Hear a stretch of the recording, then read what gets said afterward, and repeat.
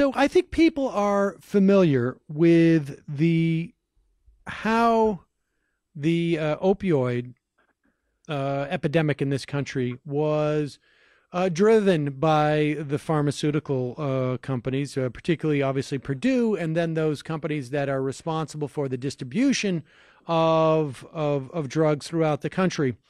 Your piece focuses on the profit making in the wake of the opioid epidemic.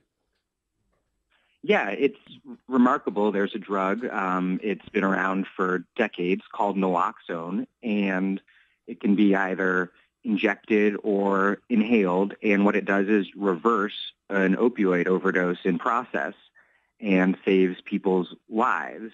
And even though generic forms of this drug have been around since, I believe, 1985, we've seen prices skyrocketing as demand, i.e. overdoses and people needing to reverse those overdoses, have skyrocketed as well.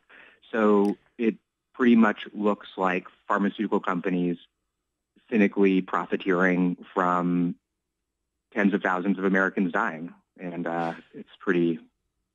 I mean, I want to go into, obviously we're going to go into the details here, but I mean, broadly speaking, when people talk about one of the problems with neoliberalism, the idea that a market created this problem, right? That we are going to make a huge amounts of profit by taking an existing drug, basically repackaging it and pretending that it's not a drug that is highly addictive.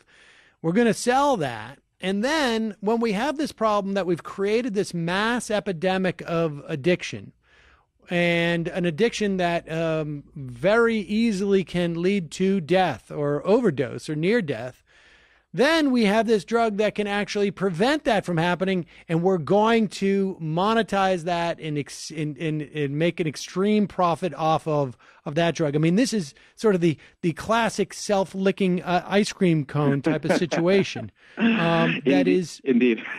I mean, it's incredibly reprehensible. But let's talk about just give us a little history of naloxone. Maybe I'm not pronouncing that right. Naloxone, because people may be aware that there's a certain controversy around the drug, but we have examples of police forces and first responders who carry this around, and attempts by states to get just people to carry it around with them because it is so effective. Just explain to us the level of effectiveness and the controversy that has come from that. Well, the level of effectiveness, I can't speak to percentage-wise what the level of effectiveness is. Obviously, some overdoses, first responders or friends or family members get there too late, but it's remarkably effective, and that's why it's been arguably the top public health priority in terms of the response to the opioid crisis, has been getting this in the hands not only of first responders, but in the hands of friends and family members of people who are using opioids. And that includes people who are using prescription opioids. So there's been a push to encourage the co-prescription of naloxone alongside of prescription opioids because people OD on those in huge numbers as well. And so naloxone is getting out there, but the fact that the number of overdose deaths continues to skyrocket year after year. Each one of those deaths is a life that could have potentially been saved if someone near that person had naloxone. And I think it's just the important question to ask is why people who need naloxone don't have it. And in my investigation, what I found is that local governments and local harm reduction service providers, that their budgets are being squeezed by these high prices that, again, have increased alongside the death rate. And what I heard when I asked, for example, I believe it was Prevention Point Philadelphia, which is one of the major harm reduction groups in Philly, I asked them, what would you do if naloxone prices were cut in half? Its executive director, Jose Benitez, told me that it was quite simple. They would purchase twice as much. So they are the people who are trying to save lives amidst this awful overdose crisis are truly being stymied by pharmaceutical company profiteering. It's pretty straightforward. So okay, so I mean, let's track the price of this drug. I mean, you say there are the drug has been around for was it decades now? The generic, it's been around for quite a long time. The generic form has been around since 1985. Wow. So I mean, how is it? So there's no development costs, right? I mean, presumably like development costs have been recouped at this point, right? So there are like a few different. There's the injectable, and that's the long-standing one. That's a vial, and you stick a needle into the vial, and then you inject the naloxone into the person suffering from the overdose and reverse the overdose.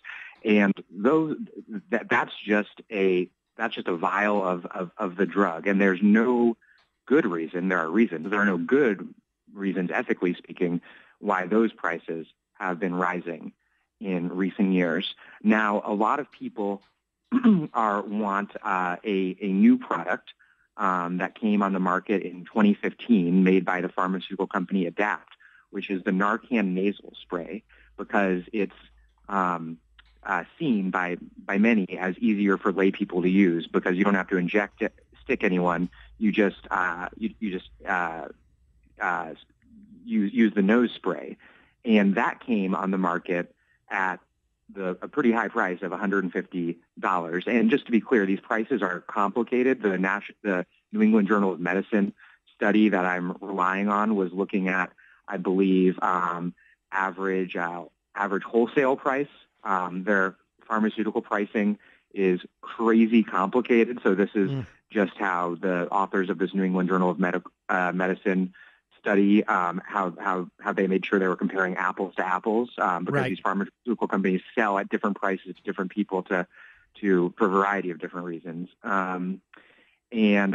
So Adapt is selling Narcan at $150, and the delivery system, basically, they have patents protecting that, and they're currently have a lawsuit against a generic company, Teva, to try to keep them from coming into the market. But the National Institute on Drug Abuse, which is part of NIH, designed and conducted the clinical trials for Adapt's Narcan nasal spray. NIDA said they could not. I would phrase it, refused to provide a total breakdown of the costs picked up, including that portion picked up by taxpayers. Wow. And so a big question is, well, one, why can't we live in a society where the government can produce its own Narcan nasal spray? And two, short of that, why can't the government exercise some control over this pricing, given that they spent an untold amount of money in its development and test in the clinical trials?